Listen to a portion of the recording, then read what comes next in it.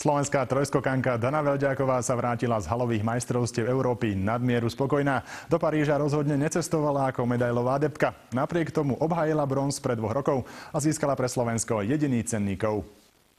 Dana po návrate z Paríža žiarila šťastím, pravdu povediac s medailovým úlovkom nepočítala. Môj výkon, s ktorým som tam šla, nenasvedčoval tomu, aby som mala brať nejakú medailu. Našťastie si Dana medailu zobrala, špecifický parížský povrch bol síce pre viaceré trojskokanky zradný, Veľďákovej však pomohol. Bol zradný hlavne v tom, že proste kto nedokázal trafiť odraz dobre na tej doske alebo na tom vlastne povrchu, tak ho to kopalo niekde úplne inde a nedokázal využiť tú rýchlosť v danom rozbehu. Danu to našťastie koplo na 3. miesto, zásluhou výkonu 14 metrov 39 cm medzi bronzom z Turína spred 2 rokov a týmto parížským rozdiel nerobí. Myslím, že obidve sú rovnako cenné. Teraz sa to odo mňa menej očakávalo a je to také zadosťučinenie za to všetko, čo som musela odtrénovať a za čo som musela všetko prežiť na tých tréningoch.